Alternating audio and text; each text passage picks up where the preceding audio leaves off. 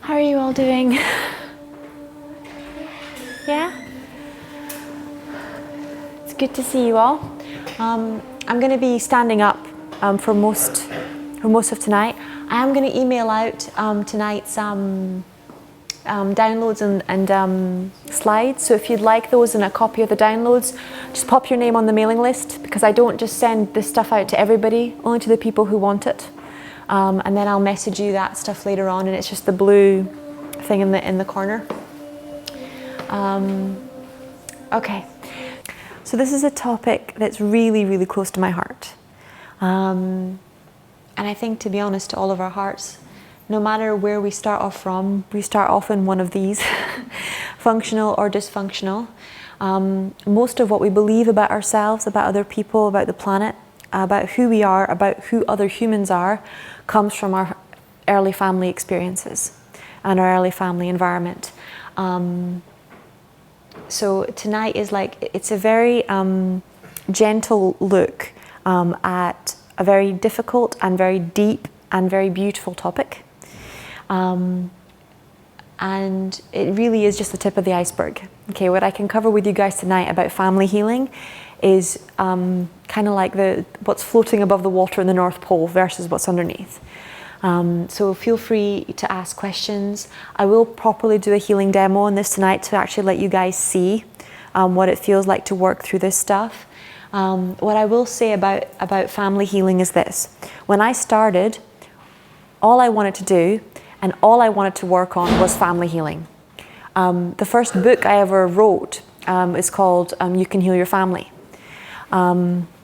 Hello, welcome. The first book I ever wrote was called You Can Heal Your Family. It's sitting in my computer because I knew it wasn't finished. I knew there was still something that needed to come. But I threw it out with blood, sweat and tears, because when sometimes you write things because you want to, and sometimes you write things because you have to. And for me, family healing was because I had to. I had to get my thoughts clear. I had to get that energy out of my system. And I had to get Creator to stop downloading me with a lot of information 24 hours a day. But I knew it wasn't the first thing that I was going to publish. I knew it was the first thing I was going to write. And it was where I was breaking in my skills as a writer. But what I did learn as I healed people's family issues was how fundamental it was to every area of their life. Because what I would experience was I would heal a family issue and their health would improve. I would heal a family issue and their career would improve. I would heal a family issue and they would suddenly be able to get pregnant, right? So things that seemed to be completely unrelated to family were related to family. Now, I teach in two modalities. I teach in Theta Healing and in A Course in Miracles. And for me, Theta Healing is a really good way of applying the principles of A Course in Miracles. But the Course in Miracles pretty much resolves your deepest issues with God. Hello, welcome. So for me, one without the other wasn't enough. Because our deepest questions when we're alone in the middle of the night are not can I, not should I forgive this person, but how do I do that? Not what's it called? Not is there a God so much as it does God love me? And without the answers to those questions, the other healings that we do are superficial. Because, for example, I'll give you an example. Yesterday, I had a new client call me, and he was referred from a friend. And if you like, you can sit at the table as well. There's a table there if you want to color in or read. There's a big, big, big table, so you can sit there on the chair if you want to. See? Just over there. He's going to sit there and color in or read.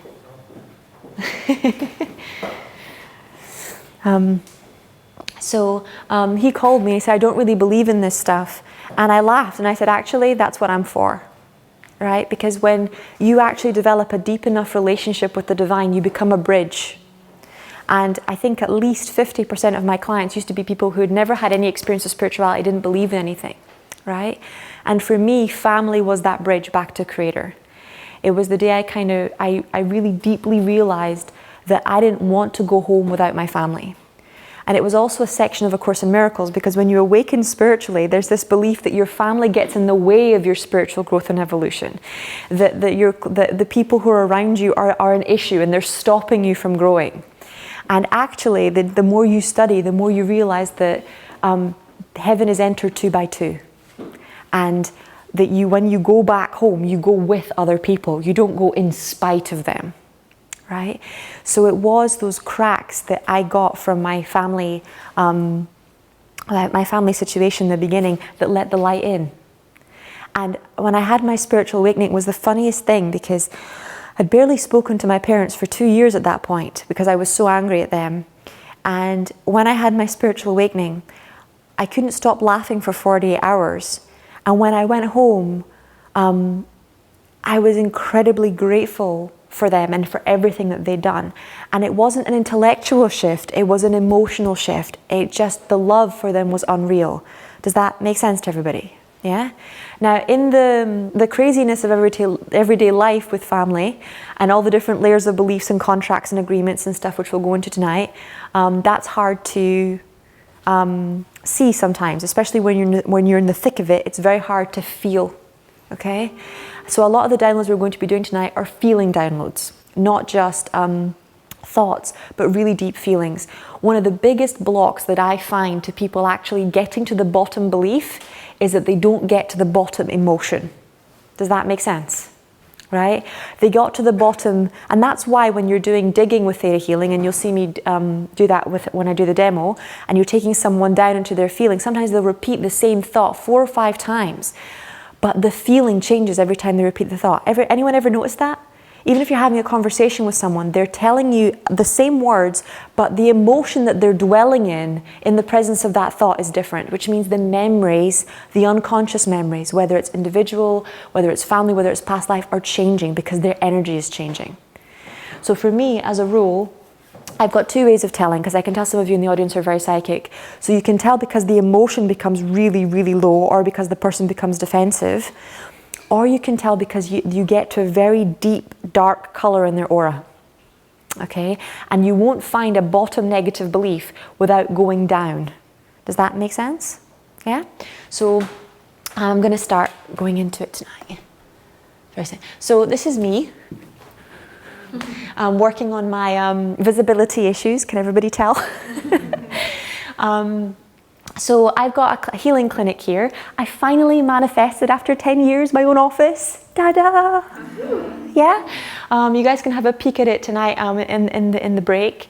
And it's got all of my nice little certificates for hypnosis and theta healing and counseling and stuff up on the wall. And it's really gorgeous and beautiful and white, which is what I manifested, with big, big windows. So my healing clinic is there at the moment, Mondays and Thursdays and Wednesdays now, because Mondays and Thursdays was fully booked up. So you guys are welcome to come and see me here anytime. I'm here for the next 2 years. Okay, so we're not going anywhere. We're not moving from spa to anywhere else. We're just staying put for 2 years. Okay, and my website is my name, so it's just Acamesis.com. And if you want to email me any questions about tonight, about your own family, about your own issues, it's just Sky@Pandora Star. This is the Pandora Spa. Whoop, someone else. So you're welcome to email me or message me. And if you want the info for tonight, stick your name on the mailing list. Okay. So,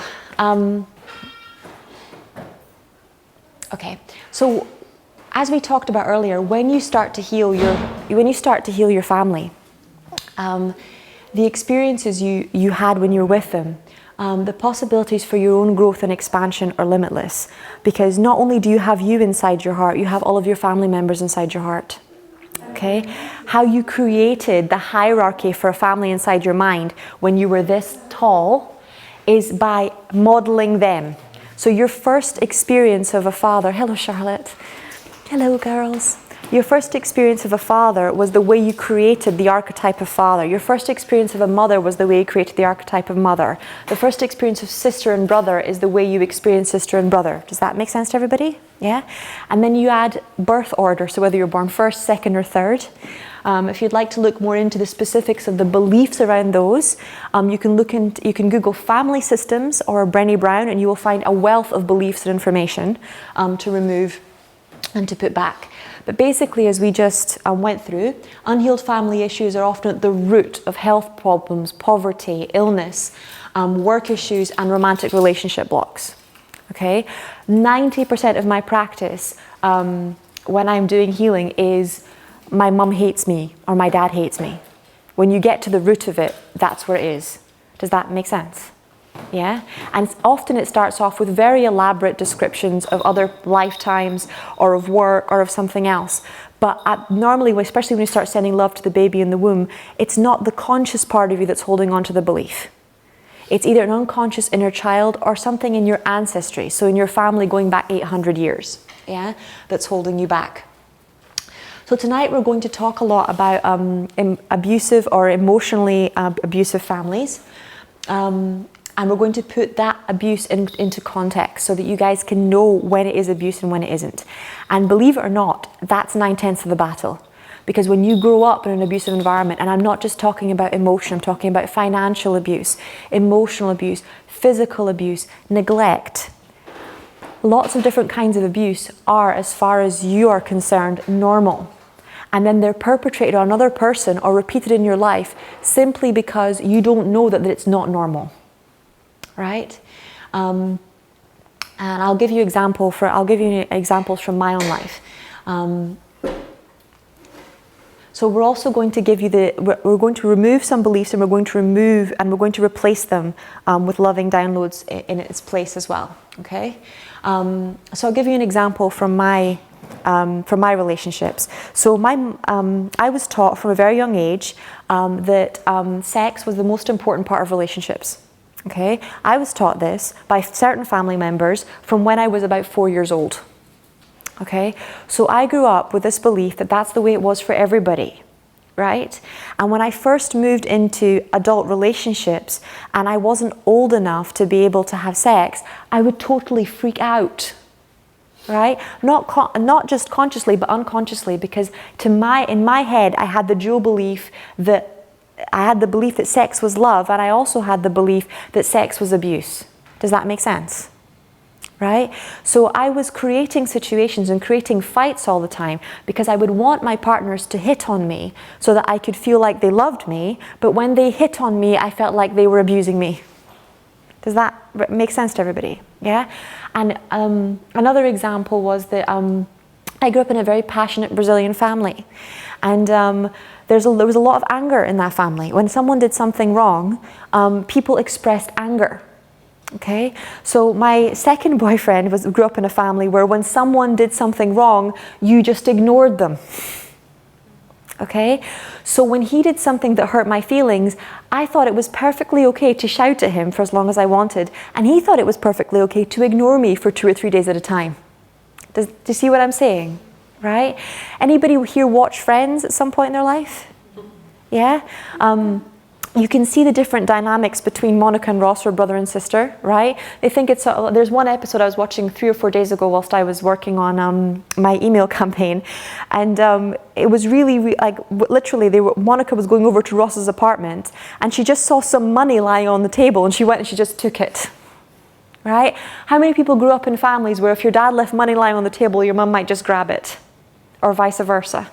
Right? Or if your brother did, or it was all right to just take things. Brothers and sisters, anybody have sisters or mum steal their clothes? Yeah? I also had complete violations of boundaries in the bathroom, for example. One of the problems that I find a lot with my clients and that I experienced growing up was if you share a house with 2 or 3 siblings, you never get any time alone to yourself in the bathroom. There's always someone trying to get in. Right? So you develop all of these really strange behaviors around the bathroom that when you finally move in with someone and get married really don't serve you. Right? And those are just that's just what, like, the very superficial layer of beliefs and lessons that you learn around family. My grandmother, for example, she died of kidney cancer, but before that she had 3 bowel operations because she could not go to the toilet. Okay, why couldn't she go to the toilet? She had 6 brothers and they thought it was fun to knock on the door and make fun of her while she was in the toilet. Okay, so there can be trauma hidden in families in different ways that we don't even realize it's hidden, right? One of my partners thought that it was really funny to make fun of me all the time. And the way he hit on me was to shove me. He had 3 brothers. Okay, so unconsciously he kept casting me in the role of a brother. Okay, so that's what we do unconsciously with people and consciously. So that's the first thing I really want to get across to you guys, is that abuse can be conscious or unconscious. We live in a world where everyone tells us that abuse is always deliberate and it's always malicious. That's just not true. Okay, most of the abuse happens in ignorance. Most of the abuse happens in the lack of awareness that it even is abuse. Okay, some of it does happen maliciously, but how many times have you tried to stop doing something and not been able to? Right? Anybody have a habit they've had trouble kicking? Yeah, that goes the same for emotions. So there's a stage, and this is where the Course in Miracles really helped me, between you awakening to the reality that there is a wound in you, or that there's a wound in your partner, and between you being able to make the transition to not reacting or living from that wound anymore. So I'll give you an example. So when I first realized that getting angry was not the answer, which was when I was about 17 or 18 years of age, I didn't want to get angry. I wasn't spiritually enlightened enough, I didn't know anything about spirituality at that point, to stop being angry. But I was enlightened enough to know that acting on that anger was not going to work. It wasn't going to get me what I wanted. It was going to cause more problems. Does that make sense to everybody? Yeah? And sometimes I was really, really angry. About things that were really, really a big deal, like my health, or like my partner cheating on me, or money issues. But I knew that anger wouldn't fix the problem. But I couldn't stop myself from getting angry. It would just hit me like a wave. Does that make sense? Right? This is why mercy is so important, because I'm not teaching you guys this so that you can become the police of the universe. Okay? It's not your job to leave here and point your fingers at everyone in your family and tell them that they're abusive, or that they're causing problems for you, or that they were abusive towards you, and use that as a way to try and change things. That doesn't work. Okay? It's not our job to spiritual police the universe. It's our job to become aware of where we're repeating these patterns, or of where we're allowing someone to abuse us in a way that's not nice, and to set those new boundaries in place in a loving way. Does that make sense to everybody? Yeah? And to have infinite patience with those moments where somebody knows they're doing something wrong, but they're not yet enlightened enough or disciplined enough to have been able to change the emotion or change the behavior. Right? And I'll give you a really quick example from me with my partners, because in the past, if my partner, for example, was angry at me, or he was upset with me, and he didn't say anything, I would pick. I'd be like, I know you're not all right, tell me what's going on. Okay? And I used to think that that was me trying to get them to be honest about their feelings. As I matured and grew spiritually, I realized that that was me creating drama. Does that make sense? People are allowed to have feelings that they know better than to act on. I remember once being in the car with Todd on the way back from Scotland, and him saying to me, I know you're just as angry as I am. I know you're just as hurt as I am. I know that you're thinking as many horrible things as I'm thinking. And he's like, you're just as bad as me. You're just not saying anything. And I looked at him and I was like, yeah, you're 100% right. I am just as angry as you. But I know that whatever comes out of my mouth right now, if I open it, will not be good. Right? I know that whatever comes out of my mouth, whatever I say, I will not mean. So all I'm doing is letting my mind and my emotions do whatever they want and not saying it out loud, because that's not your problem anymore. Does that make sense? And there are moments when you begin this journey, when you decide, I'm not going to abuse any family member, period, anymore. I'm not going to make fun of my siblings. I'm not going to put down my parents. I'm not going to hurt distant family. I'm not going to ignore people. There is this stage in between where your family still gets on your fucking nerves. Pardon my language, right? Does that make sense? Yeah? Or where they do things that are excruciatingly painful, and all you want to do is donk them over the head. Okay?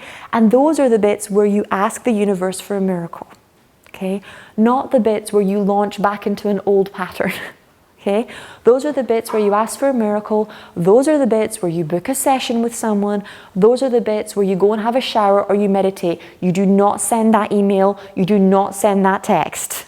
Okay? No matter how much you want to, don't do it. Okay? It's not worth it. It only perpetrates really nasty old patterns. Okay, so what you're going to see me doing when I do the demo healing on people is muscle testing.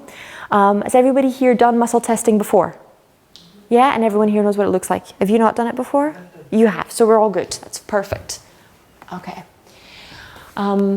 I think I've spoken to you all about the 4 levels of belief as well, haven't I? Yeah, and that when we do the downloads, we put them in on all 4 levels and we remove them on all 4 levels. Yeah, I'll just quickly go over it because we've got a couple of, we've got, well, a 9-year-old in the audience. The first, in theta healing, we believe that there are 4 levels of belief. So the first level of belief is 0 to 9 years of age, and when you scan someone's body energetically, you'll see the prefrontal cortex light up, okay? And that's all their beliefs from 0 to 9 to 10 years of age, okay? The genetic level is all your ancestral beliefs, and that goes back up to 800 years, sometimes longer, right? The history level is basically the collective unconsciousness. So the collective of being women and men, your education system, of a university, of a religion, of a country. Is that everybody with me? Yeah? And the soul level is past lives. So torture or slavery or imprisonment and, gender issues, homosexuality issues, and also gifts. So spiritual and psychic abilities, being able to instantly play the piano or paint from when you're born. You don't just carry pain on a soul level, you also carry gifts. Really beautiful, amazing gifts. When you scan someone's body and you ask to see their latent talents, abilities, and gifts, you're looking at their soul level. Okay, it's one of the favorite things for me to do is to look at someone's latent talents, abilities, and gifts. Okay, so one thing I want to make clear is that there are no monsters, okay? So people who abuse other people often do so unintentionally and unconsciously instead of deliberately and manipulatively. Their conscious, superconscious, and past life motivations often come from childhood and generational woundings. So ancestral trauma, past life, disease, war, famine, sexism. For example, a very common wounding in men tends to be around wars. Okay, that's why men have, in the past, have a stronger tendency towards aggression than women, because for them there's a generational wounding that when they are under stress they attack. Does that make sense to everybody? Yeah. And it's the other way around. For women, we tend to become depressed. That's a generational wounding, because if we were to attack, we would probably get killed. It worked in reverse for us than it did for men. Okay. Or we just said, sometimes people are aware that they're being abusive, they feel terrible and are unable to stop. 90% of the families that I've worked with, when I've worked with families as a group, did not know that they were being abusive. The 20% that did, normally it had to have someone tell them, either a social worker or a child or a grandparent or had some type of addiction in the family. So they were in Alcoholics Anonymous or they were in Al-Anon, and they'd been told, this is not okay, this is abusive. Right? So we tend to have agreements to keep family trauma secret, because it's only the last 200 years where this stuff could even be treated, right? Before psychotherapy and before counseling, this stuff was just family issues, right? If you had these kind of problems with your families, if you had, if your father hit you, that was pretty average, right? Even your teacher was allowed to hit you. Okay, so it was very, very different. But what I want to say is, and I truly believe it, is that there genuinely, in my humble opinion, are no monsters. Okay, and that when the way I see it from a spiritual perspective is that the ego likes to create separation. What you want on a very deep level is what we all want. You want to experience love within your family and belonging to a family and creating a loving family of your own. Okay. If you believe that the people in your family are monsters, you tell me, how likely is that to happen? It's not, okay? If you believe your partner is abusive, how the hell are you ever going to trust him again? If, however, you see this person as a human being that has abusive behavior sometimes, then you can move through that. Does that make sense? Yeah?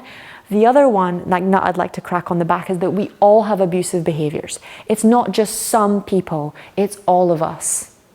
Okay? That's really, really important. All of us have areas in which we are less than perfect. All of us have areas where we crack and where we break under the pressure.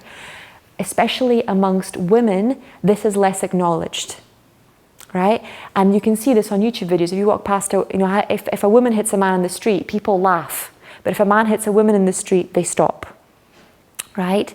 And women tend to verbally abuse a lot without realizing they're being verbally abusive, okay? So I've had, this is, for when it comes to abusing men, it's taken me 7 years of detailed study to learn not to do it, okay? In our culture, it's much more normal, it's much more accepted. And you can, it's a bit like baiting a tiger. Men tend to be more aggressive once you've baited them. Does that make sense? Yeah, and most women have no idea that they're being abusive when they're being abusive, just like most men have no idea that they're being abusive when they're being abusive. Okay, I'll give you a really simple example. I was working with a couple 2 weeks ago and they both came in, and the woman actually brought her husband in because she thought that he was abusive. And when we start, and what I ask the couples to do when they come in is I ask them to record their last 4 or 5 conversations on the phone for me when they're on the phone. Okay, so I can hear how they talk to each other, the messages they're giving to each other, the belief systems that they have on the different levels. So when they came into my office and I'd listened to these recordings in advance, what she constantly kept saying to him that she didn't realize was abusive was that she didn't like his job, that he was always working, that he put his work ahead of his family, right? That he didn't make a contribution at home. She was constantly on the phone giving him a hard time about working. Okay? This man's job was his life. It was his divine life purpose. Okay? Obviously for confidentiality reasons I'm not going to say any names, but he was very, very respected in his field. He dedicated more than 30 years of his life to training in that field, and he was very successful in what he did. And she spent every hour of every day making him feel bad about it. But to her, he should feel bad about it. Does that make sense? Yeah? Instead of learning how to communicate from a space of, I miss you, I need your presence at home, she attacked the thing he loved the most over and over and over again. Yeah? And the more she did it, the more time he spent at work. Does that make sense? But she had no idea it was abusive, none whatsoever. And he thought his issue was that he couldn't stop getting angry at her. Right? Men, because of the amount of emotional abuse that they receive, struggle to verbalize when something hurts. Right? So he didn't know how to say to her, when you basically cannot respect me, when you don't respect my job, then I don't know how to be with you. I can't trust you. I don't know how to love you. Does that make sense? Yeah? He had no idea how to say that. He just knew how to get angry in that moment. Right? So abuse is really not always the most obvious. It's really not always the most obvious thing. Okay? So I want to make that clear. There are no monsters, and it's really, really important to slow down. Push button. Okay. So it's really important to slow down, as the buzzer says. Just stop for a minute. It's really important to slow down and take a look at what's actually happening. So if you fear that you're in an abusive relationship, or one of your friends fears that you are, what I would recommend that you do, hello, good to see you. What I would recommend that you do is that you start a journal, okay? Because the quicker you, journals force you to slow down. Journals force you to connect the prefrontal cortex and the amygdala of the brain. Okay? Because they force you to slow down, to write things out, to think about what you're writing.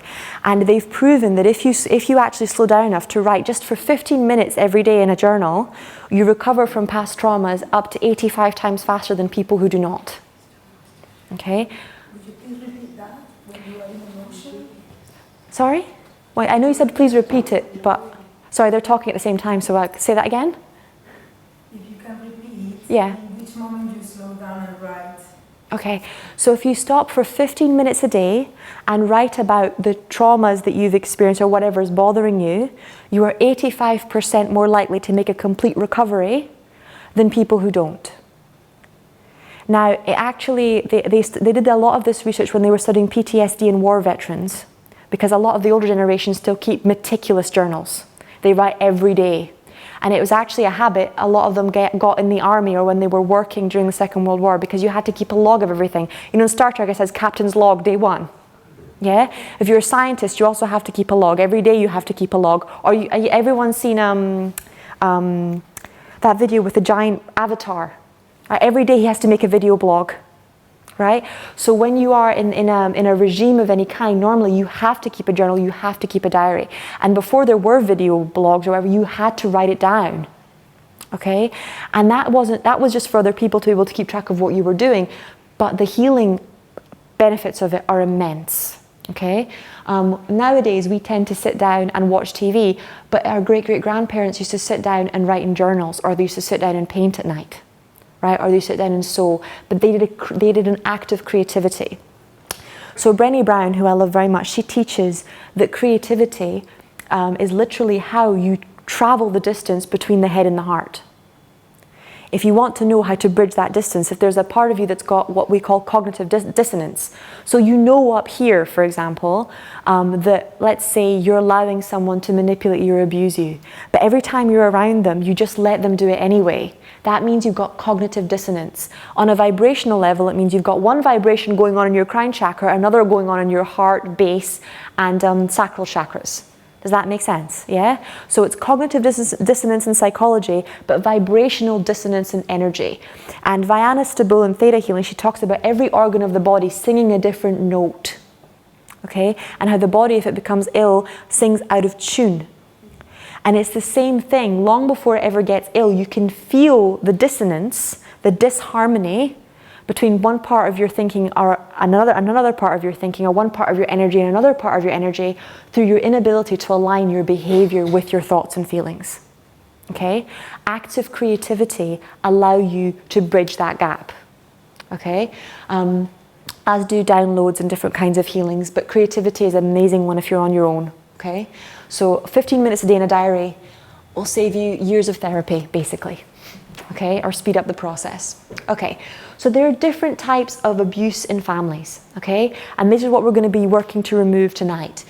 So there's domination, and domination is basically a feeling, and it comes from this old belief in families that you belong to your family, that you belong to your tribe. So it's not just a feeling of you being loyal to your family, it's a feeling of you are the property of your family. Does that make sense? Yeah? So can everybody just stick your fingers together for me? The muscle testing fingers, index and middle finger. And just start with a yes, yes, yes, and a no, no, no. Yeah? Okay. So everybody muscle test for me. I'm the property of my family. Yeah? Okay. So when you're dealing with domination issues, this is what you're dealing with. So this is your family needs to know where you are, why you're there, how long you're there for. Most children grow up with this, okay? Until you're, 10, 15, 10, 11, 12 years of age, what you're doing at school, everything you do is watched by somebody else, okay? So families can dominate completely. Less than, up to 300 years ago, your family decided who your friends were, who you married, who you socialized with. Okay, and depending on what class you were in as well. Okay, so it's a very, very big deal. So then you can muscle test. My family makes my decisions for me. Yeah. Yeah. So my family's allowed to drain my energy. Yeah. So all these come from the belief that we have that we can learn through domination, okay, and that somehow domination will keep us safe. The next one is verbal assaults. So most of us have had these, and at least cause a huge amount of damage.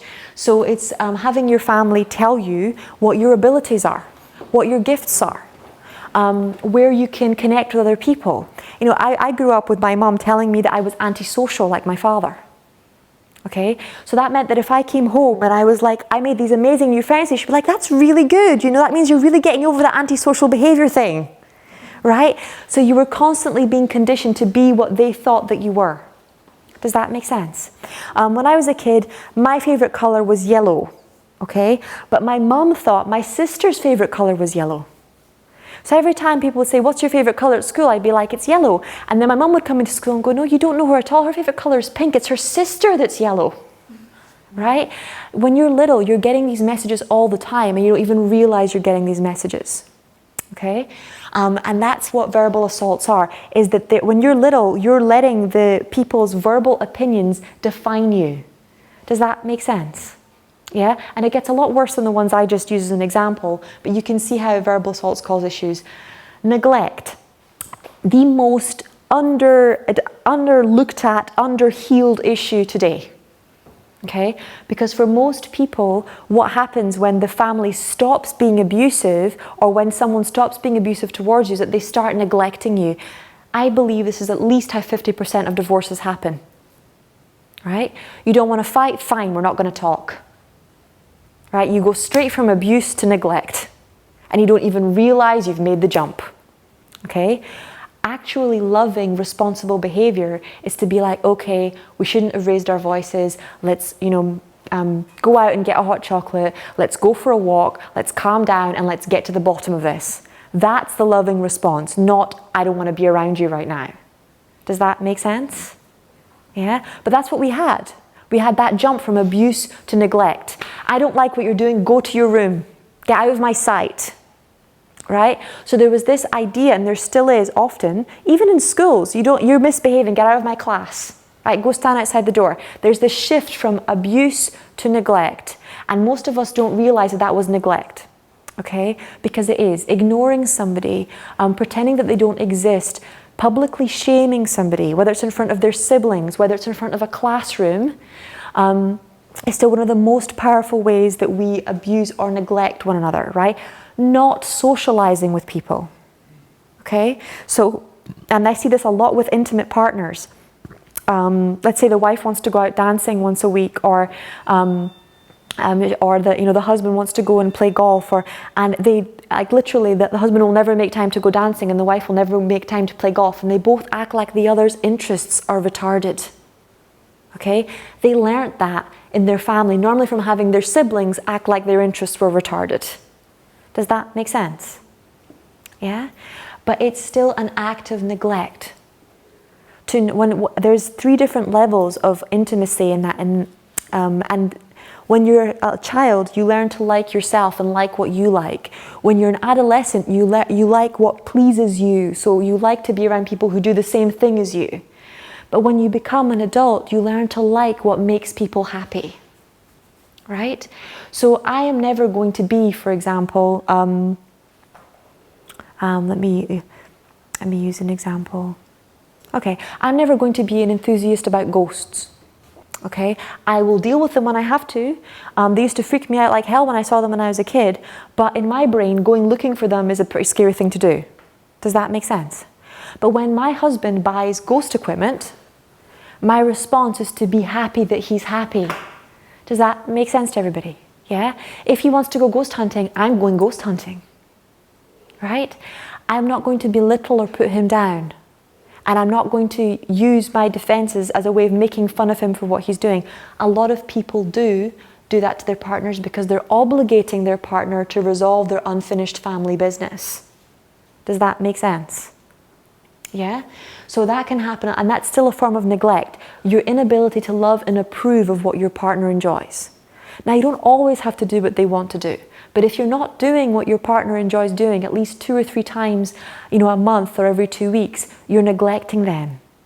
Does that make sense? Yeah? Or you're being neglected. Okay? Okay, financial abuse.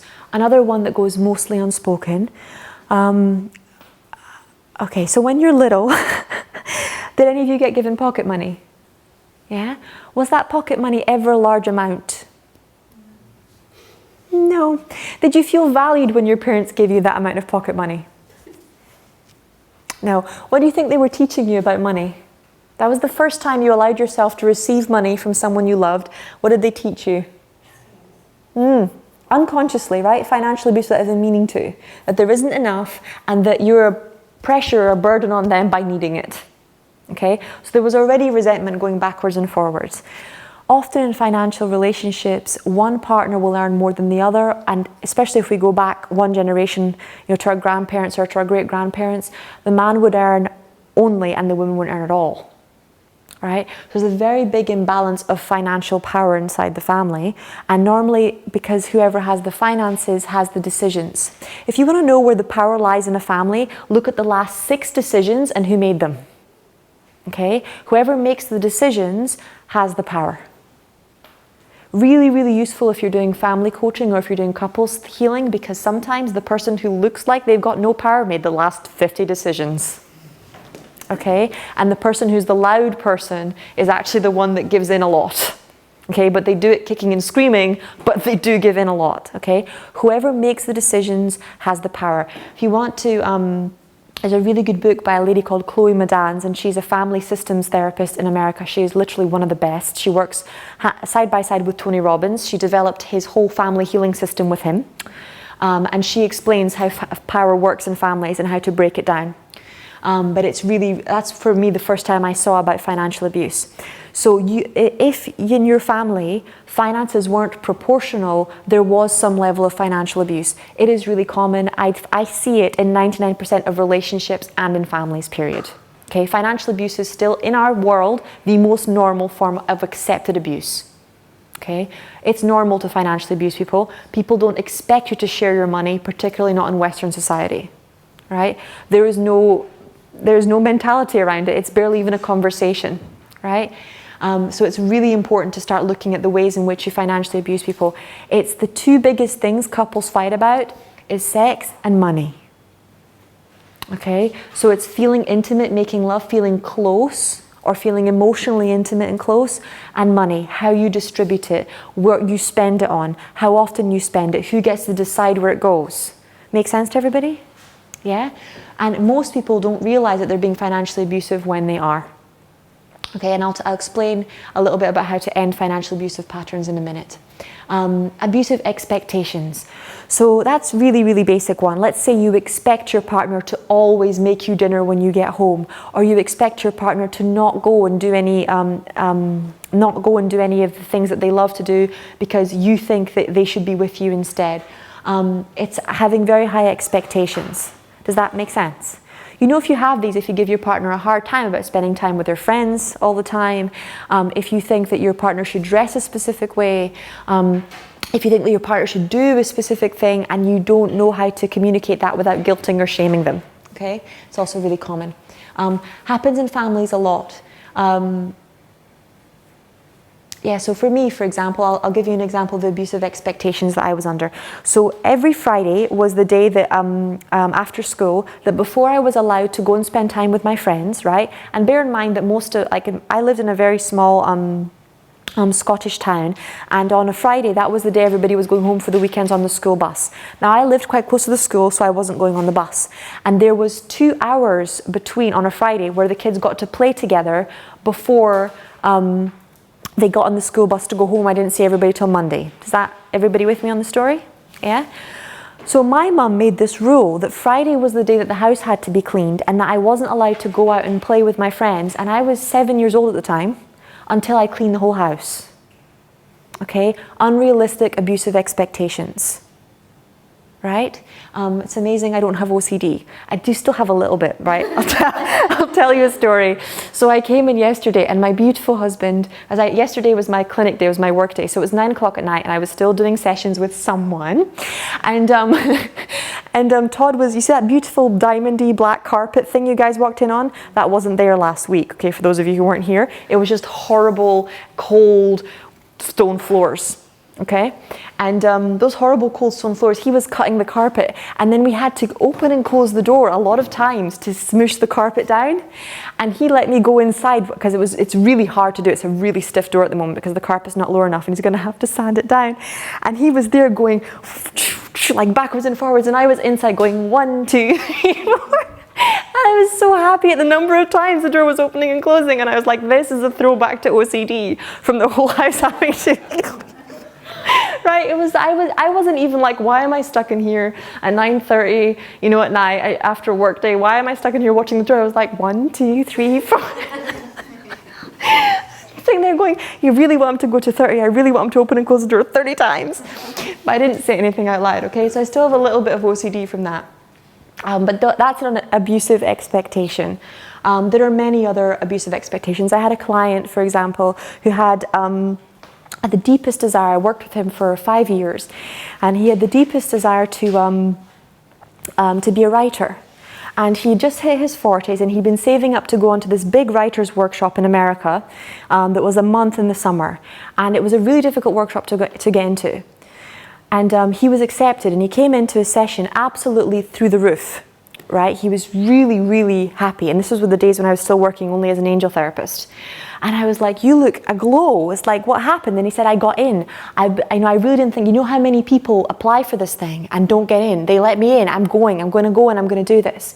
And then the next week he came in for his healing session and he was really, really low. And I said to him, what happened? You know, last week you were walking on cloud 9. And he said, my wife doesn't want me to go. And I said, why doesn't she want you to go? And he said, because she says she works just as hard as me at home with the kids and I don't get to have a month off and leave her completely on her own and go off. This was his dream for 40 years. And when it came to actualizing it, she didn't want him to go. Does that make sense? Yeah? So these are unrealistic expectations. There aren't just consequences to financial problems. There are consequences to emotional problems. Okay? Emotional decisions have consequences. Do you think that there was an emotional consequence to her decision to not let him go? Yeah. And it was probably a pretty big drain on their relationship, right? But it's abusive expectations, expecting your partner to sacrifice themselves for you and for your family permanently, okay, is an abusive expectation, right? I had another client the other week who came in completely upset. It wasn't last week, it's about 2 months ago, completely upset that her partner was going to stop paying alimony because her son was all grown up. Right? Now, they'd been separated for 15 years. And she was really angry at her partner that he didn't have to provide for her anymore, and she'd never learned to provide for herself. Do you see an unrealistic expectation? Right? She couldn't at that time. We had to work really hard on it during the session because her belief was, I cannot provide for myself.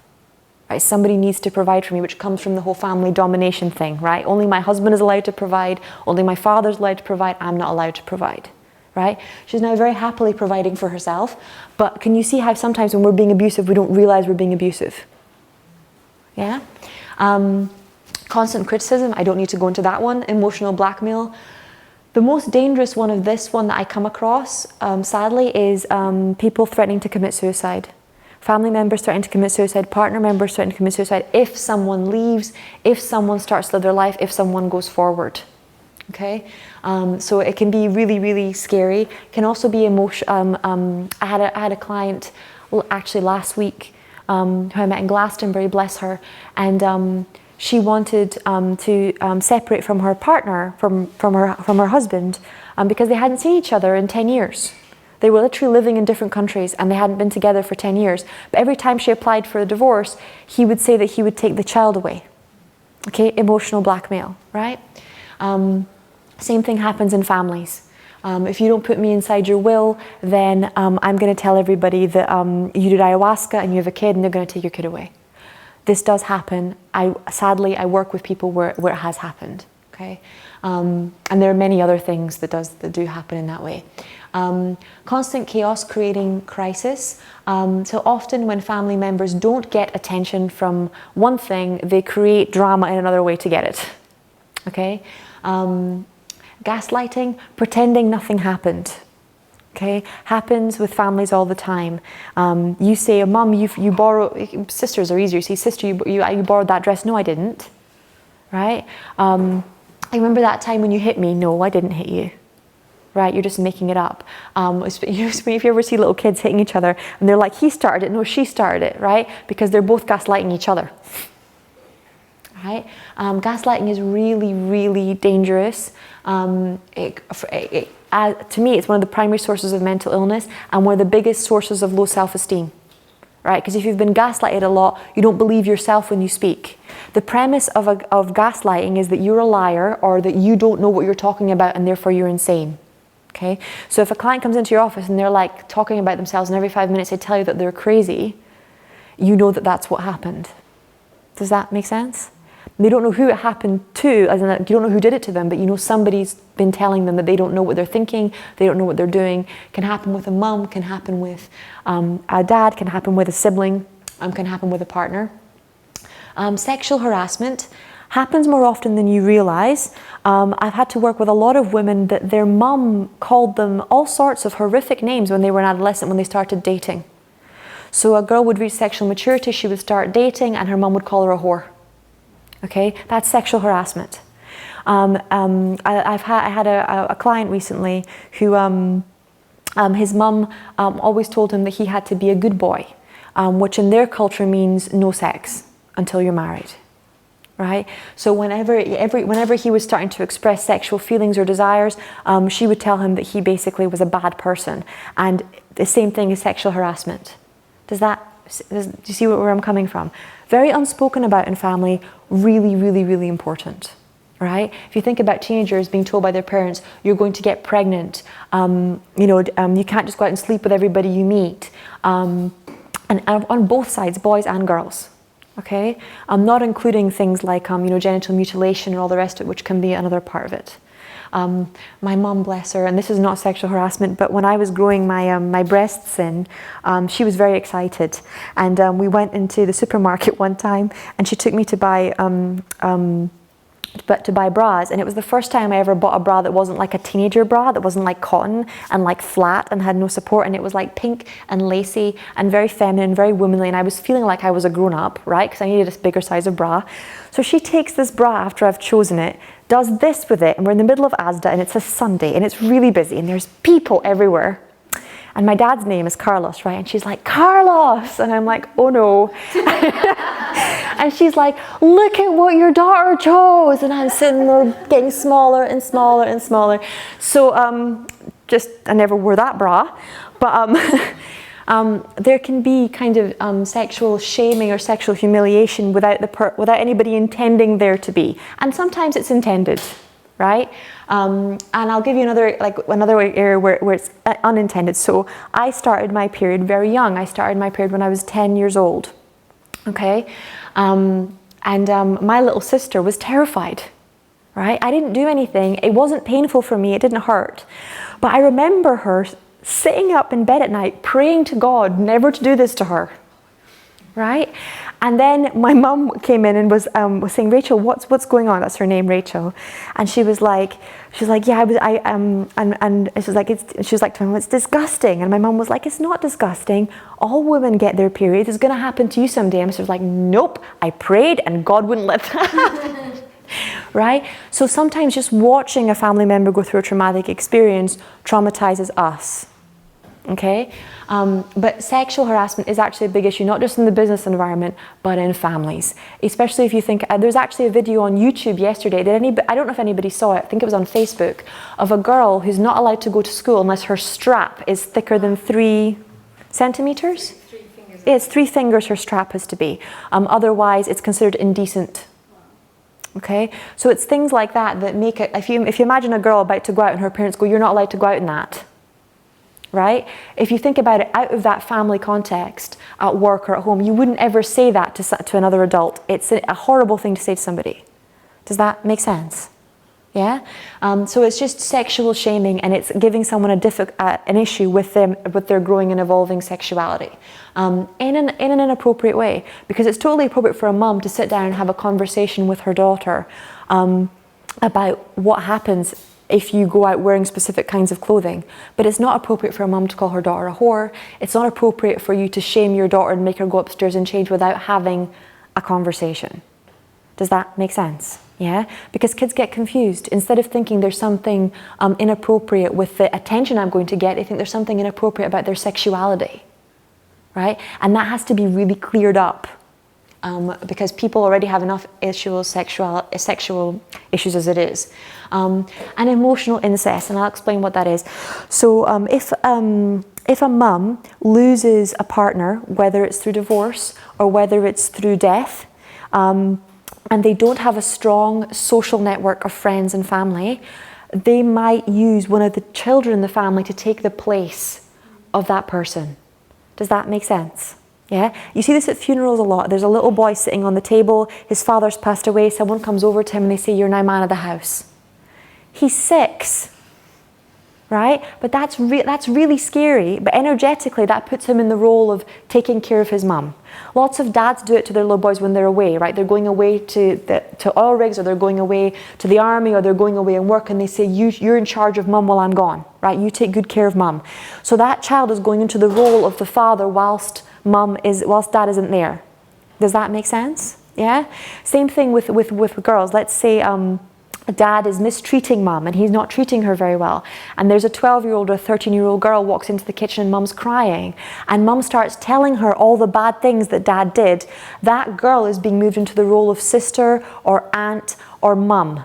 Does that make sense? Yeah? And because she's hearing all those things about her father, it's going to create a toxic dynamic between her and her dad. Does that make sense to everybody? So this is what emotional incest is. And this is really done unconsciously. Most parents don't even know they're doing it when they do it. And the child feels special. Okay? If you've been through that kind of abuse, you will feel special. You'll feel like your mum really liked you. Right? Like she was the favorite. Normally until either the father came back and then suddenly you're back to being a kid again. Okay, so that child gets accustomed to this role of being really, really special and then being ignored, being really, really special and then being ignored. Okay, because that's what happens. When mum and dad are fighting, I'm mum's best friend. When dad's home, she doesn't like me. Right? She wants to forget the fight even happened. She wants to make up with dad. Okay, and then you've got this kid that knows inappropriate things about her dad. Right? Who brings stuff up in conversation with dad that's going to hurt him and that's probably going to hurt mum as well. Right? Which creates this three-way triangle. Does that make sense to everybody? Yeah? You also have illness, which I didn't put up on here, but which is a very important one. You can be forced into a carer role through a family member becoming mentally or physically ill. Okay? And they're not being appropriate care either by the government or by the other partner because they have to work or because they just leave. And then there's a child forced into an adult role before they're ready. Does that make sense to everybody? Yeah? These are all different kinds of patterns of abuse in families. Not all abusive families are equal. Okay? They are different, they do have different shapes. That's why, has everybody here heard of Bert Hellinger? Bert Hellinger invented the most amazing family healing modality called family constellations. Okay? He's a German family healer, and he works with constellations. Now the reason he calls it constellations is because all of these have different shapes. Okay, so when you start to become more psychic and intuitive and you scan someone's energy, you can actually see the shape of the family. And based on the shape, the sacred geometric shape that you see, you know which one the person's experienced. So sometimes when I'm giving a reading, people will go to me, how do you know that that happened? But it's because the shape will be really clear to me, exactly what happened. Right? I always have to ask and to confirm, but you can see it. Okay? If you want to know what the shapes are, you can go and look up his book, Family Healing. So, if we grew up in families where independence isn't encouraged, it's hard for us to leave and to go out into the world and to become independent. And also, we tend to get attacked when we do so. If we grew up in families where we were shamed for needing or wanting abundance for money, we struggle to be successful. If we grew up in families where our needs are denied or coddled, so someone can either decide that you don't get to have any needs, which tends to happen to little boys a lot. Little boys don't cry, little boys don't have feelings. Or where someone thinks your every feeling is like the most important thing on the planet, you tend to struggle with boundaries. You either say yes to everything or no to everything, but you don't know what you think or what you feel. And if you grow up in families where there's abuse, we struggle to respect and receive love from others, right? If you grew up in a family where abuse was normal, you probably think respect is a form of domination. Respect means people are allowed to abuse you.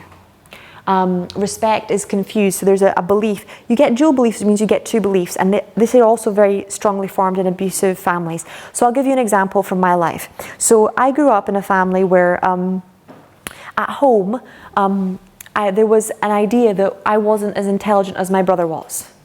Okay? They thought that he was incredibly bright and I wasn't as bright as he was. Now, at school, I did incredibly well. I was like an all-rounder. I got A's in sports and sciences and in English and academics. I was really, really good at school. So I grew up getting this message at home that I was stupid and that I was a retard. And I grew up getting this message at school that I was really bright and really capable. Does that make sense to everybody? So when you first muscle tested me for I am really bright, it would be a yes. And then if you muscle tested me for I am a retard, it would be a yes. Okay? So I developed dual beliefs because I had dual experiences. Okay? And you'll be the same because there'll be different areas of your life where your family life was different from your school life or different from your social life. And then when you're in those situations, your beliefs are different. It recently came up between me and Todd, and because I realized that, for example, when we socialize, I have a tendency to attack him if he doesn't socialize with me. So if he says I've got to work or I can't, I have a tendency to get angry. Okay? But if we're in private and he says I have to work or whatever, nothing happens. Does that make sense? I had a dual belief. I had a dual belief that working when we're in private is fine, but working around social situations equals abuse. Okay? And I had to muscle test the two to find them. So you have different beliefs in different situations. Okay, because you constructed them differently in your mind. So it's totally, that explains why sometimes in some healing sessions you muscle test no for that issue, and then 2 weeks later you're muscle testing yes. They've got a different personality, they've got a different part of you. Does that make sense? Right. If I do a healing for one of you guys in front of the room, you're in a social situation, in a social context. Okay? Whereas if I do a healing with you guys in the office, or in a private situation, right? So I get a different personality, a different energy system than I do when someone's up here getting a healing. Okay? And that's how they can muscle test differently for different beliefs. It's got nothing to do with muscle testing not being accurate and everything to do with the person having different energies based on the environment that they're in. Okay? Okay, so we're going to do some removal of beliefs. So is it all right? Okay, so just everybody close your eyes.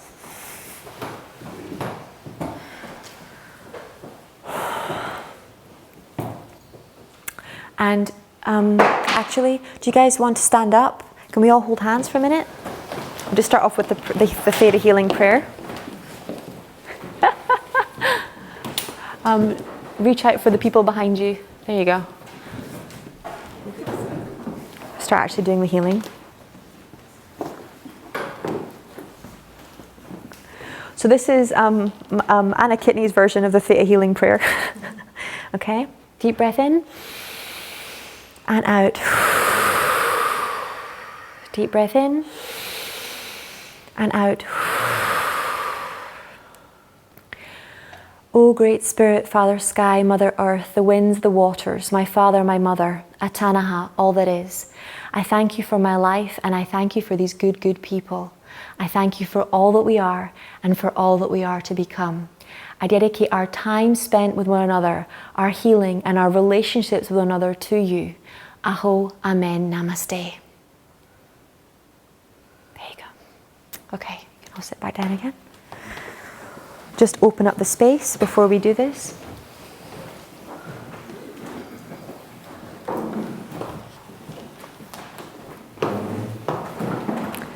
So I'm just going to guide you guys all up to 7th plane. We're going to remove some beliefs, and then we're going to put in some beliefs, some good ones. Then I'm going to give you a break because the chocolates I promised you last week are going to come out of the freezer. And then I'll do a demonstration healing for whoever creator tells me to do a demonstration healing on. Does that sound like a plan? Okay. So just close your eyes for me and imagine you're in this big bubble of white light.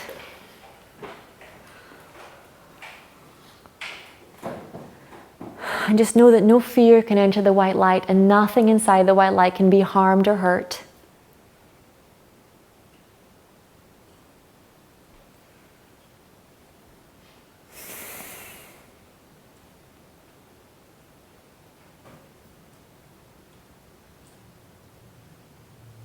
And I want you to feel the energy of the earth coming up through your feet, into your knees and thighs, into your hips, into your tummy, into your heart, your lungs, your shoulders, your neck, your scalp, and all the tiny little muscles inside your scalp.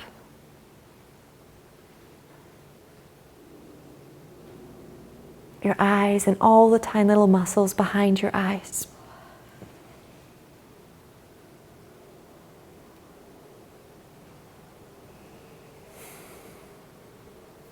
And then I want you to imagine that you're floating out to the top of your head.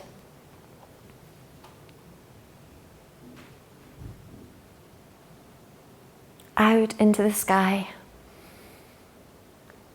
This beautiful, soft blue sky. Out of the sky and into the solar system.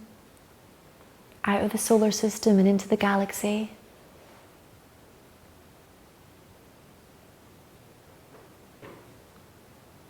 Out of the galaxy, and into the universe, just flying and enjoying the feeling of being free until you come to the very edge of the multiverse.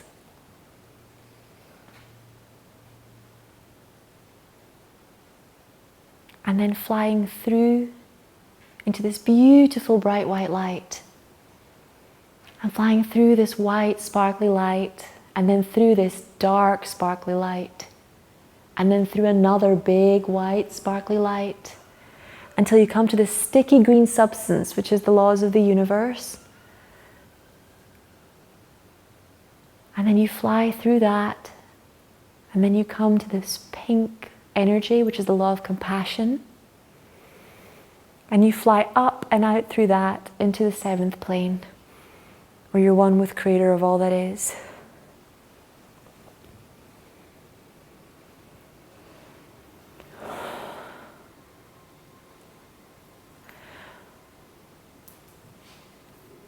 So I'm just going to read out the beliefs I'm going to remove and then ask if you'd like these removed, and just say yes if you'd like these removed.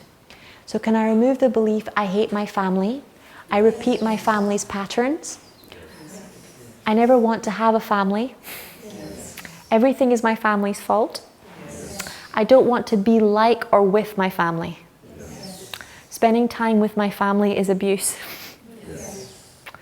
families are abusive. Okay, thank you. It's done. Show me.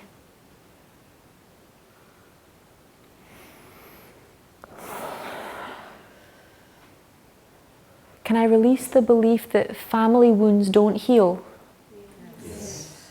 That if you heal a family issue, you're violating your family's free will? Yes. And can we show you Creator's truth about that?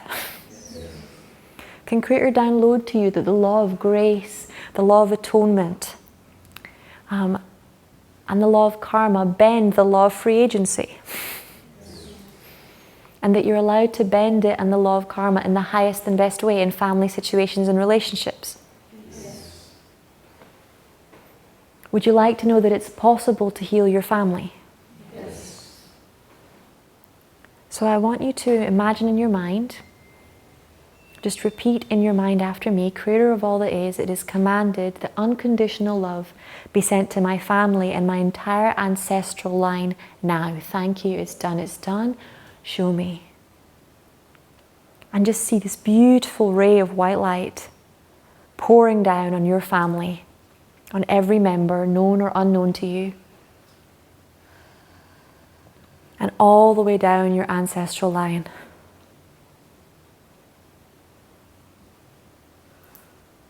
Across all lifetimes, levels, planes, and dimensions. See unconditional love going to the soul of every person in your family.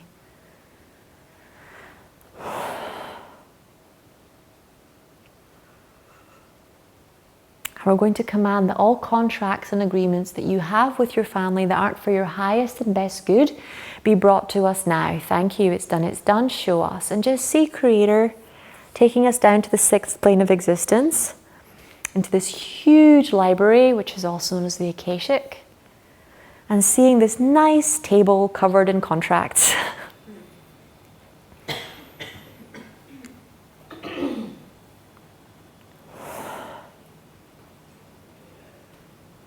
And you'll notice that there's a purple flame in the fireplace, and this is also known as the diamond violet flame.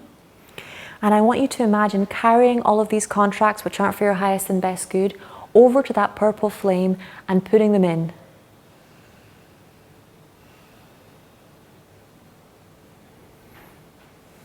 And in your mind saying, it's now commanded that all of these contracts be cleared across all levels, times, planes, and dimensions, including crossover contracts, infinite contracts, self-replicating contracts, magical contracts, curses, and blessings. Thank you, it's done, show me.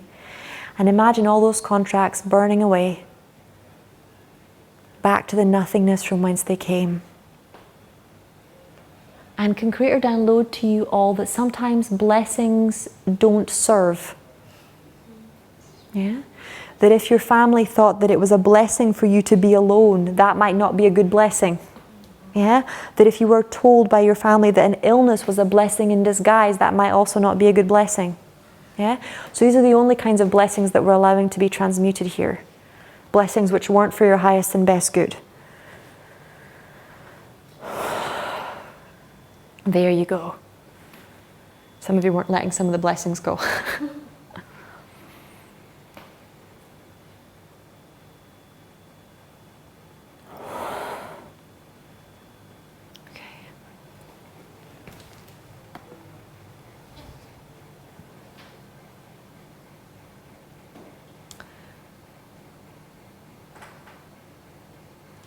So can I release any ways in which you obligate your family, your children, your partner, your parents, your siblings, to replay unresolved family business that you have from childhood and from other lifetimes? Yes. Would you like to be able to recognize when this is occurring? Yes. Would you like to free your family from the obligation of evoking your unresolved fears and traumas from all levels, lifetimes, planes, and dimensions? Would you like to know how you can actively go to Creator or within or to your guides to heal? Yes. Would you like to free your children from the obligation of living your lost dreams and legacies? Yes. Would you like to know how to love your children as they reach for, achieve and embody their own dreams? Yes. Would you like to know the difference between caring for your family and controlling your family? Yes. Would you like to know how to live without obligating others to control you so that you can feel safe? Can we download you with what safety is? Yes. With what loyalty is and what it feels like? Yes. With how to have loving family dynamics? Yes. Can I release the belief that your family is the place where you learn your lessons? Yes. And can Creator show you the highest truth about your family? Yes. Can Creator show you how to relate to your family from a place of love and pleasure? Can we give you Creator's perspective, definition, understanding of time with your family? Yes. Can Creator show you that it can be a joy and a pleasure? Yes. Can Creator show you that your highest purpose with your family is to enjoy, to share, to give and to receive love, not to learn? Yes. Can Creator show you that you can learn through and with your family if you're willing to learn through love? Yes. Can I release the belief that your family are the people who hurt you the most? Can I release the belief that if you trust your family, they will hurt you? Yes. Can Creator show you that it's unresolved healing issues and wounds that hurt you and your family? Yes. Not the untrustworthy nature or the abusive nature of people, but unresolved wounds. Yes. Would you like to live without obligating authority figures such as the police, your boss, or your partner to resolve unfinished family business with you? Okay, thank you. It's done. It's done. Show me.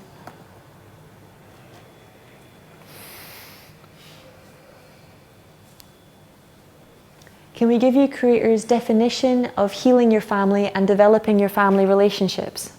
Yes. Would you like to have Creator's definition of what it feels like to heal your family relationships in the highest and best way?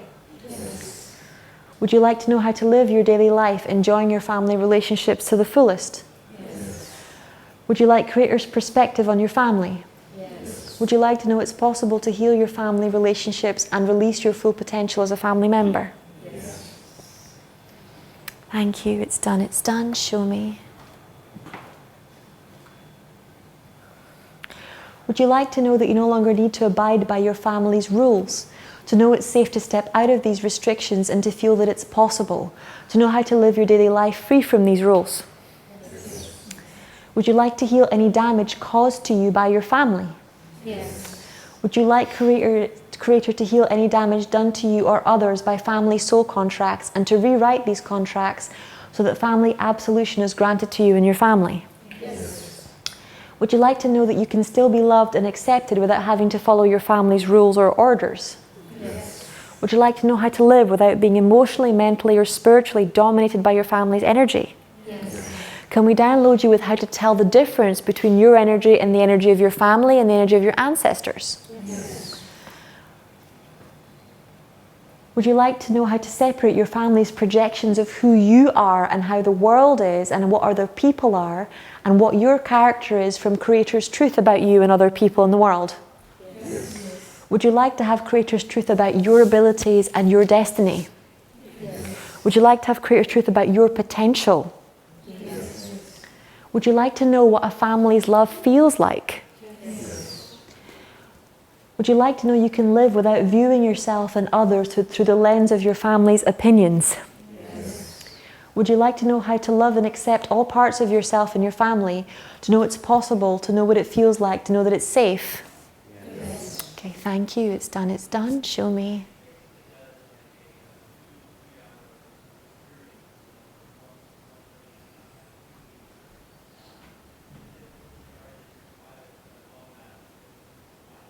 Okay.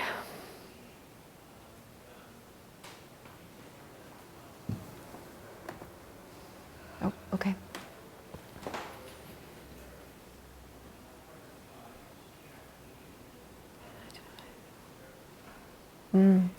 Would you like to know what it feels like and how to release all family traumas? Yes. Can I complete all family curses? Yes. Including any curses that you receive never to start a family of your own or to spend the rest of your days alone? Yes. Can I release any beliefs that if you believe your family, you have to kill yourself? Yes. Can I release any obligations that you have to keep your family's secrets? Yes. To keep abuse a secret? Yes. Can I release fears that you have of remembering family abuse? Yes. And also of remembering the love of your family for you? Yes. Can Creator show you how to forgive your family for all the mistakes that they made with you? Yes. Can Creator show you the difference between forgiveness and being a doormat, between forgiveness and allowing abusive behavior? Yes. And can we download you with what forgiveness really is and what it feels like? Yes. Can we release all negative karma that's holding you and your family a lower vibration? Yes. Thank you. It's done. It's done. Show me.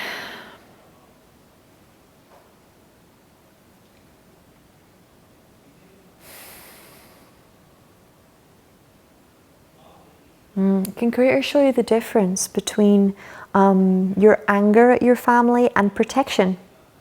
Yes. Can Creator show you how to release the anger and still have boundaries and know how to keep yourself safe around your family? Yes. Can Creator show you the difference between psychological defenses such as anger, jealousy, neglect, self-isolation or self-sabotage, and boundaries? Yes. And can Creator show you that boundaries are created by integrity, by clear communication, yes. And by the strength to stand for what you truly believe and what your heart truly desires? Yes. And can we download you with how to create boundaries through using your virtues instead of through using negativity? Yes. Can Creator teach you the difference between someone setting a boundary with you and someone attacking you? Yes. Can Creator teach you how to respect other people's boundaries? Yes. And how to lovingly allow people to have boundaries in the highest and best way, without drama, without feeling neglected, without feeling like they don't love you? Yes.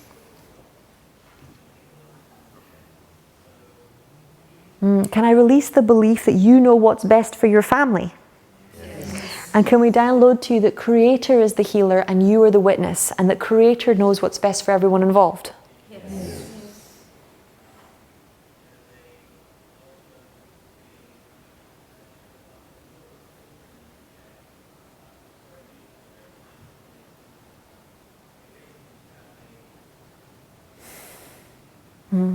Would you like to know what it feels like and how to release old grudges towards your family?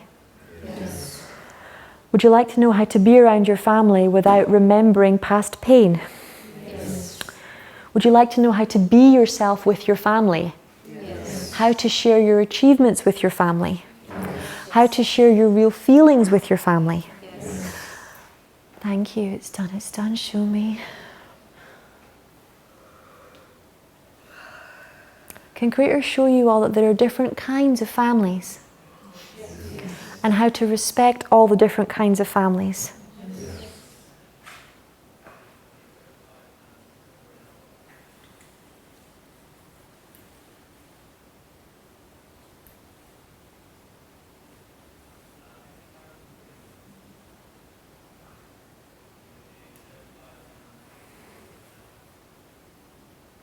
Can Creator show you the difference between forgiveness and superiority? Yes. And how to forgive without being spiritually superior? Yes. There we go. Can I release the belief that it's your job to save your family? Yes. Can I release the belief that it's your job to clear all of your family's karma and resolve all of their lessons and learnings? Yes. And can we show you what your real place and purpose in your family is? Yes. Can Creator show you how to be in your family and be in your role and in your place, and how to fill that place and shine your light in the highest and best way? Yes. How to be around your family members without taking the place of their mother or father or boss or God. Yes. How to just be yourself around people that you love. Can Creator show you how to live without obligating your lovers or soulmates to resolve old family business with you? Yes. Can Creator show some of you how to live without dating your fathers? Yes. And others of you how to live without dating your mothers? Yes. Can we release the belief that you have to carry old parental trauma around with you so that you don't repeat it? Yes. Can Creator show you how to stop traumatic patterns from repeating themselves without needing to carry old trauma with you to remind you? Yes.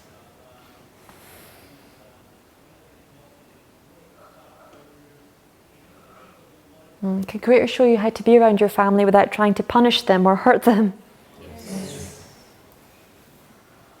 Can Creator show you that you're able to heal your own family and the family of others?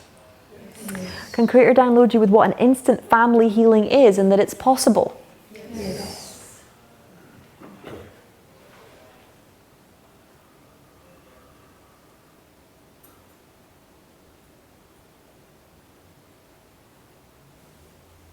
Okay. So just when you're ready, taking a deep breath in. Back up to 7th plane, and then wriggling your fingers and your toes and opening your eyes. Just going to stay connected until the end of the night. You guys are all looking bright and shiny. So there's teacups in the corner if you want to make yourself a cup of tea. Bathroom's over there, and there's water here with little plastic cups next to it. We'll start again in about 10 minutes, okay? Is that okay with everybody? Okay, 10 to 9. So I'm going to close my eyes and stick your hands up if you would like a healing demo, or we would like to be my healing demo for family healing. Okay, come on. Come to me. Okay, so what's the first thing you do when you do a healing with someone? First thing?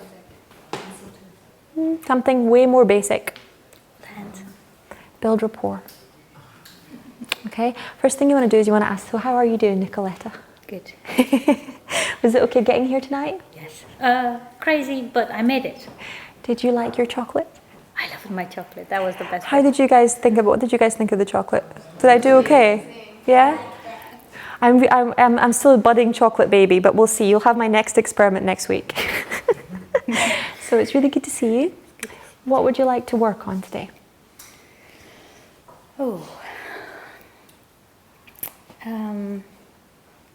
I think my relationship with my family.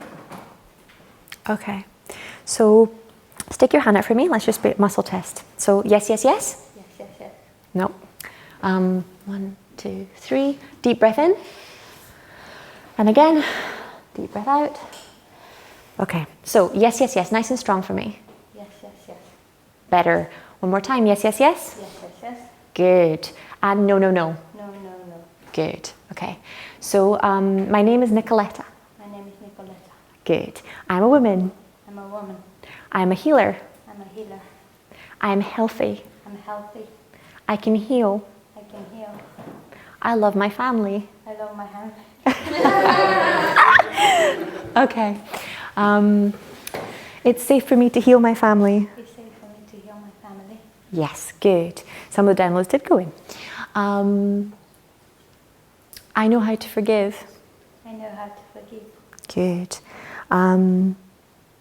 My family abuses me. My family abuses me. No, good.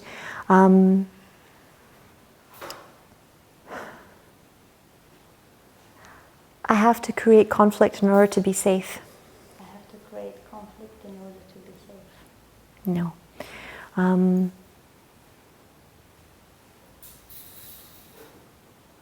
I know how to be myself around my family. I know how to be myself around my family. No. I have to hide who I am in order to fit in. I have to hide who I am in order to fit in. Yes. If my family knew who I really was, they would reject me. My family knew who I really was, they would reject me. Yeah. Okay. So what's the worst thing about your family rejecting you if they know who you really are? I'll feel alone. And what's the worst thing about feeling alone? I feel sad. And if you're alone and sad, what happens?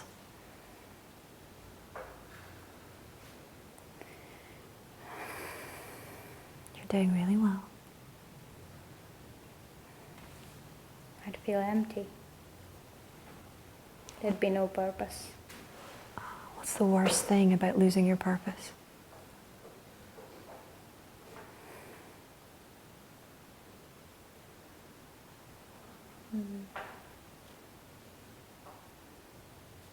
I would not exist.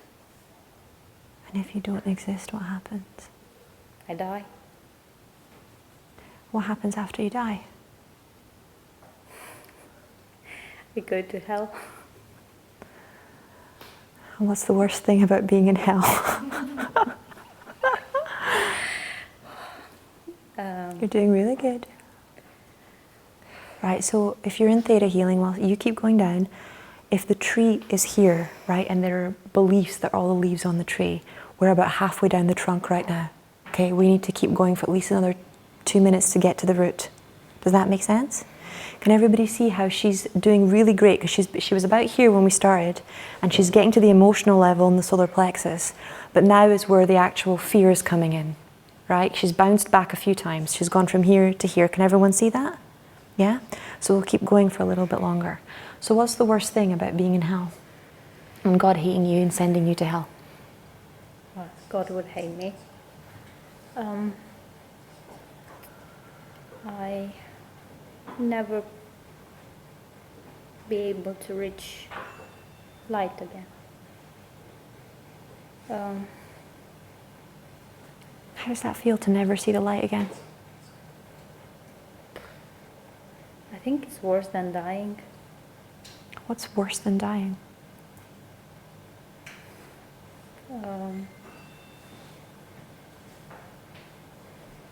Stay right there. I know it's uncomfortable, but that's really good.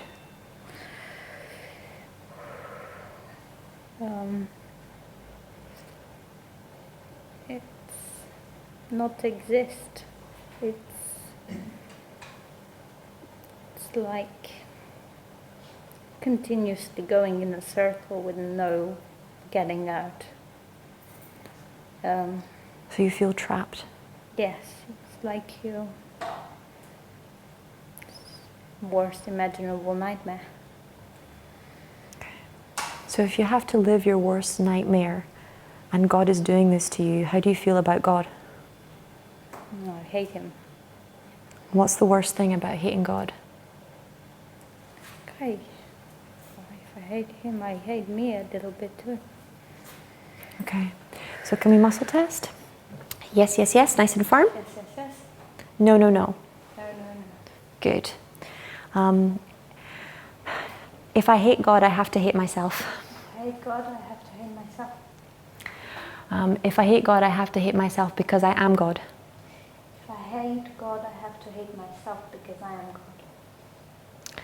If I am God, I am responsible for everybody in the universe. I'm God, I'm responsible for everybody in the universe.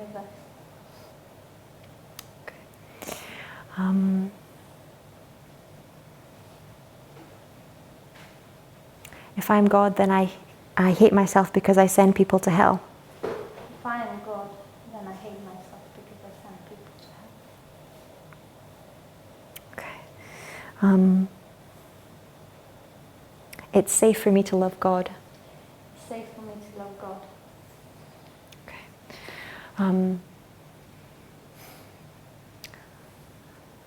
I hate being connected to God all the time. You're doing really well.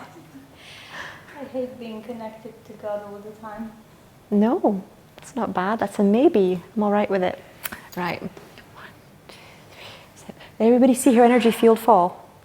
Yeah? So you can see it in her body language that she was testing firm, and then the moment we took it to that belief, her whole body sunk forwards. Does that make sense? Which means the support she was getting from her front meridians went because there was pain here. Does that make sense? Yeah? This is what was holding at her, the front of her aura. And the moment there was pain here, she collapsed because she had to protect this instead of use it to hold her energy out. Okay? So I had to zip up her energy field again. And then we had to muscle test again. Yes, yes, yes? Yes. Good. No, no, no. No, no, no. Good. Okay.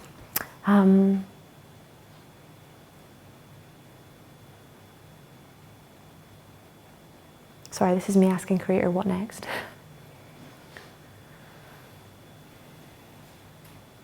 I know how to have a relationship with God. I know how to have a relationship with God.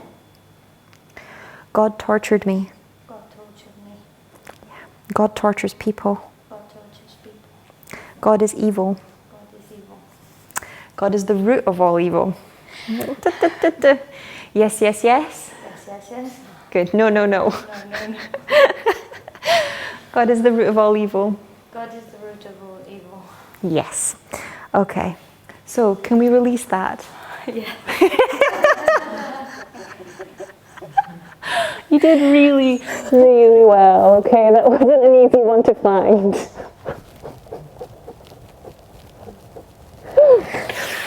Okay. Would anybody else like that belief removed too? Yeah? Yeah? Okay. So can I release that belief on all levels? Yes. And can we send unconditional love to the part of you that is tortured by God? Yes.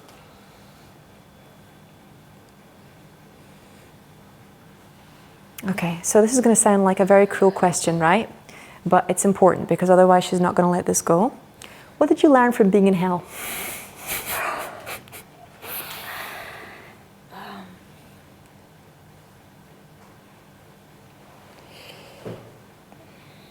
There's nowhere else to go. There's nowhere else to go. So you learned to stay where you are. Yes. What else did you learn? You're doing really good. Very proud of you. I've got you. Creator's got you. You're safe.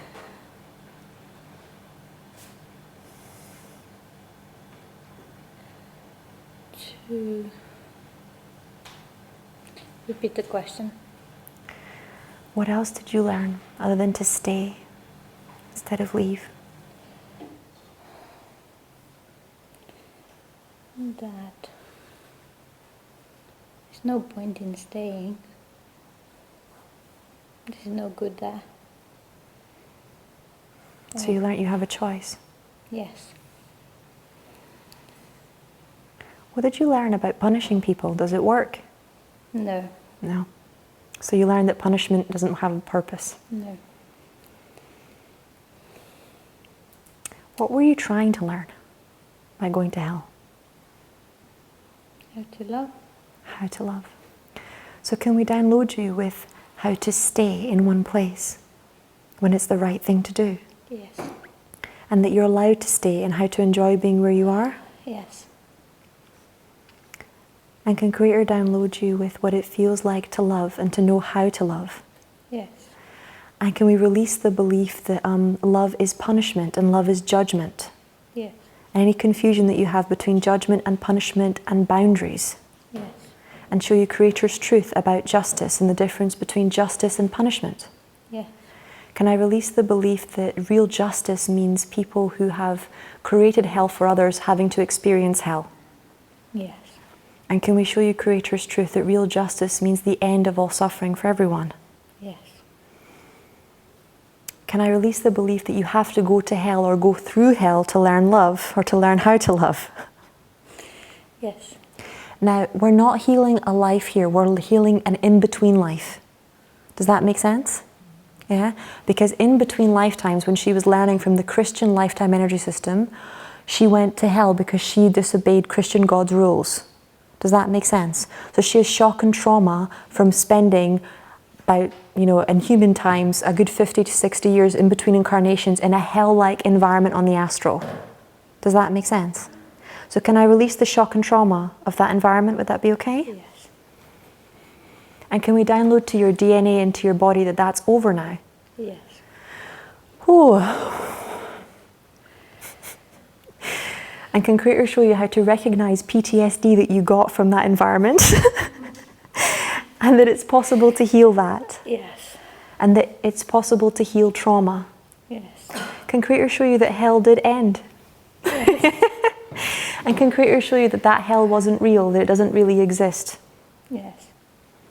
And show you the difference between what you believed when you were in that experience and what the actual truth of the universe was or the afterlife was? Yes. Can Creator show you that you can die without going to heaven or hell, that there's a whole multiverse out there? Yes. And give you permission to explore the possibilities? Yes. Can I complete the lessons you were learning from Christianity? Yes.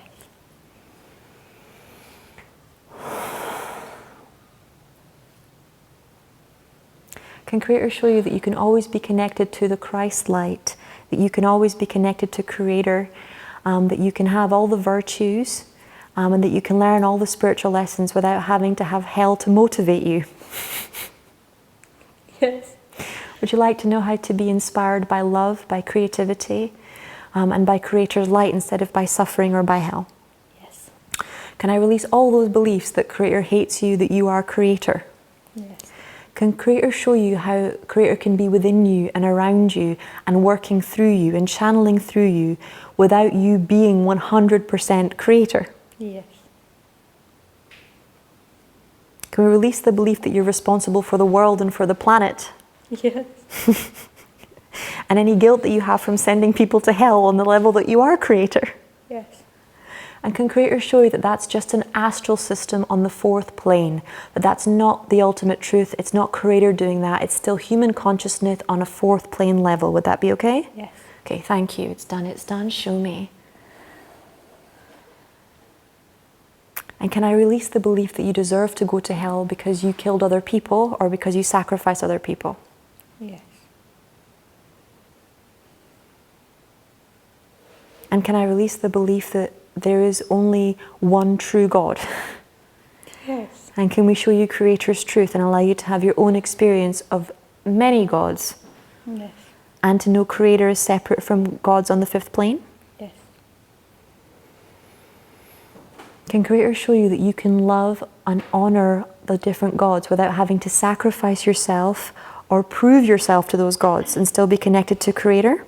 Yes.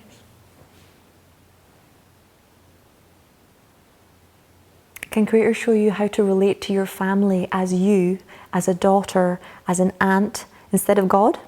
Yes. Can you guys see how that might create problems in the family dynamic if you have someone thinking they're God? Yeah? Superiority complex. Can we release the belief that you are superior to your family and to the world and that you're just here to teach everyone else lessons? Yes. Thank you. And can we show you Creator's truth that you're here to be loved and to shine the beautiful light that you are? Yes. There we go.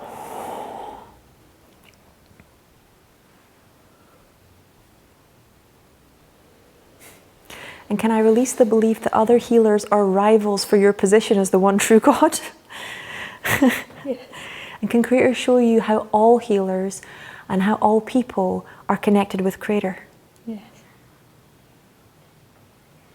And how you can all be connected with the one true Creator? Yes.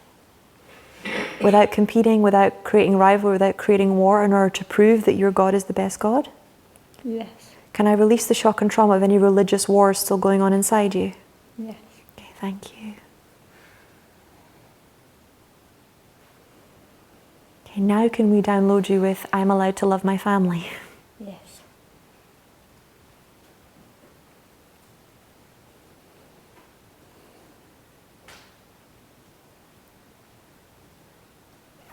Okay, so I'm going to complete the healing, complete the lessons. Can we download you with how to love Creator without being Him Yes. or it? Yes.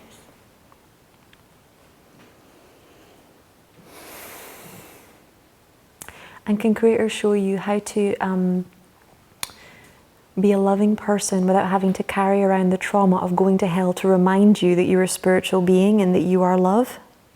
Yes. Okay. So we're going to zip you up and then stick your arm out for me again. Turn it that way. And we go, yes, yes, yes. Yes. Yes. Yes. No, no, no. No. No. No. Okay, she's muscle testing right, but her word is still a bit weaker again. So we'll just balance her out. Okay. Yes, yes, yes. Yes. Yes. Yes. Good. No, no, no. No. No. No. Okay. So I'm allowed to love my family. I'm allowed to love my family. I can live my purpose. I can live my purpose.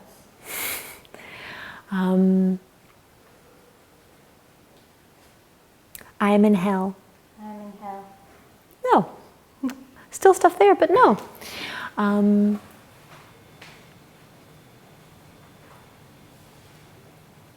I know how to learn through joy. I know how to learn through joy. Say it again.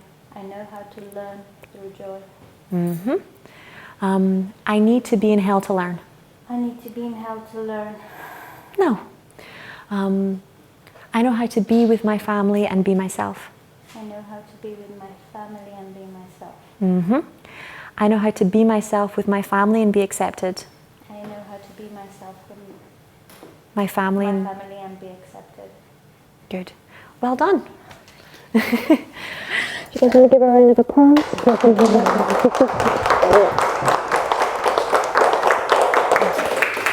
Thank you, darling. So do you guys see how a belief that we started working on family and we ended up working on an in-between life and a trauma and then on our relationship with God? Yeah? So the bottom belief is often unrelated.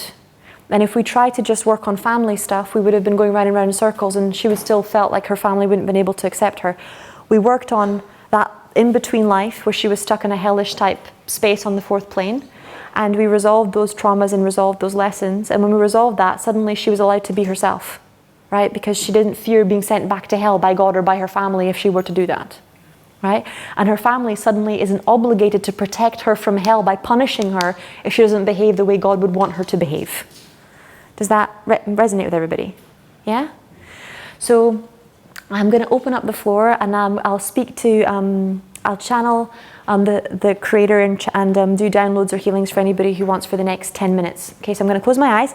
Stick your hands up if you want a quick reading, and thank you very much, Wiggs. You can relax for the evening.